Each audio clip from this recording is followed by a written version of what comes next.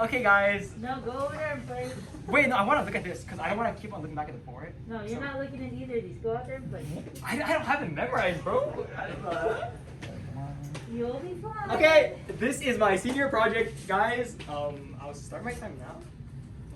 So my job is a data scientist. Introduction.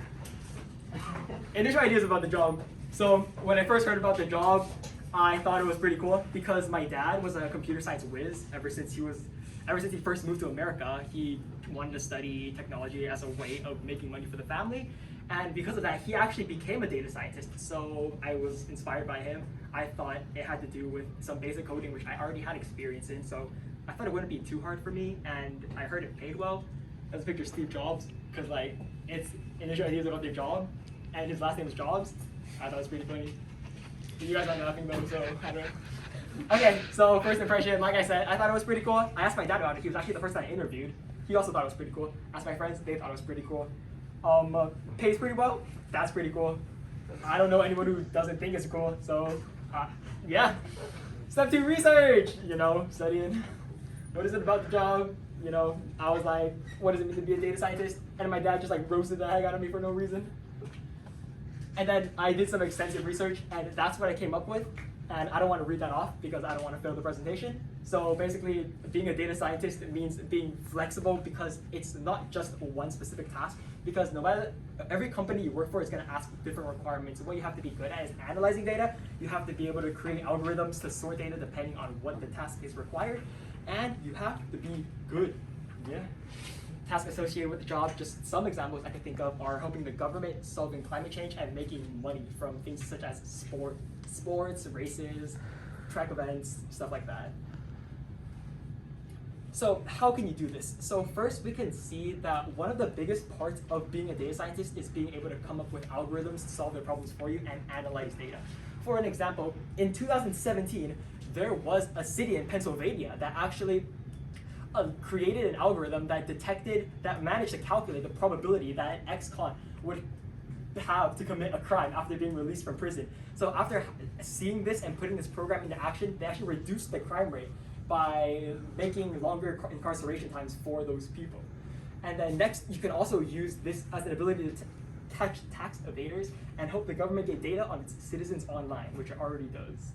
Next, climate change. So then with the help of data scientists, we can look at, for example, what roads have increased mile consumption, which roads are ineffective at burning gas, and which companies and countries that exist that are producing way more waste than others. And we can find effective ways to combat global warming because of this with conferences and plans and stuff like that. Money in sports is actually really interesting. In 2019, the soccer leagues, I'm not really a fan of soccer, except I know they trade players all the time in order to win tournaments. There were actually data scientists that were hired in order to create an algorithm to find out which players would be the best fit with the other different players on the team by looking at their different statistics and stuff like that. I thought that was pretty interesting.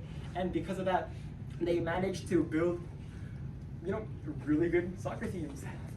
So what training is required? Normally, most data scientists are going to be people who went to college, have a 4-year bachelor's degree or have a master's degree in either computer science or something math related, and then they study computer science on their own. However, I also found that it is possible to get an entry-level job in data science without actually going to college. However, it is rather difficult. The English skills required, you actually don't need that good of an English understanding. You just have to be proficient. Yeah, I have a friend. His English isn't that good, but it's good enough. And then the cost of it. So the average salary I took from the U.S. Bureau of Labor Statistics is $100,560. And then according to financialplanet.com, a salary to live comfortably in a regular place in California is $74,371.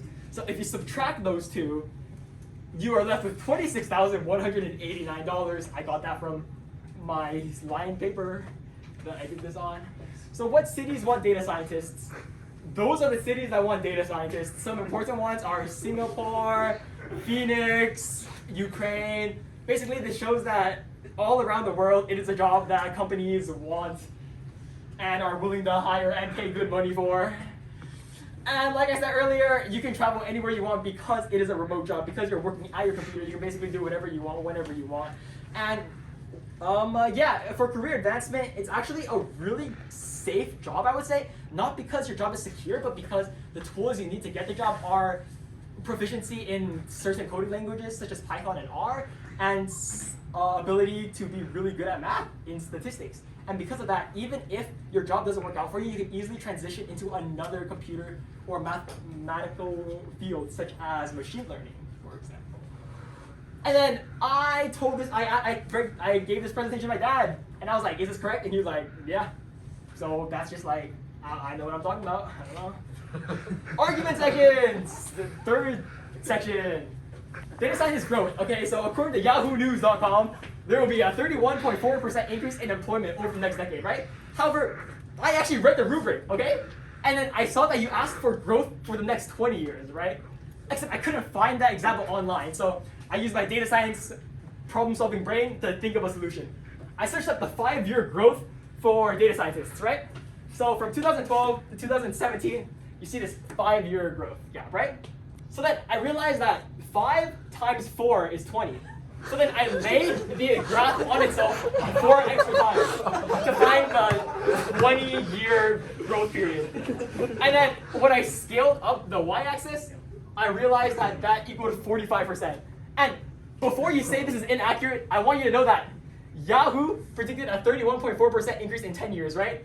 The graph I made, 10 years later, it's at 32%.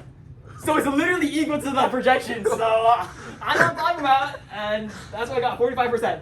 And then to connect it with all you guys, I don't know, you guys do TikTok or something, 45 is actually an angel number. So what it means is people who are linked to this number tend to have amazing ideas. And I quote, angel number 45 is also a reflection of their strong and incredible intuition. So I'm just saying, I probably have the best intuition of the world, and being a data scientist is an amazing idea because it directly links to the angel number 45. You understand? You get it? You get it? Now that's what I'm talking about. Next, we have to talk about the future for data scientists. So, like I said, like everyone knows, said before me, technology is a rapidly expanding field, and because it's such a rapidly expanding field, there are always going to be jobs for people, right? Wait, do you think data scientist is a rapidly expanding field? See, that's what I'm talking about. He's been paying attention. Anyways, reflection. I brought a chart about comparing data science to the other jobs other people will be talking about. You can clearly see that data scientist has better pay and higher happiness. Yeah, I'm just like better. So initial thought, I was kind of confused about what being a data scientist entailed. I only knew it involved some coding and some math. After my research, I became more well-informed. Obviously, I stated what that says. Yeah. Do I have the ability to do the job? I asked my dad. I think I do. He thinks I don't. Like, the conversation just happened right there. I don't know what else to say. So, what this means is, my dad doesn't believe in me, and if I don't get accepted into UC school or PCC, then I will starve. This is my presentation. These are my favorite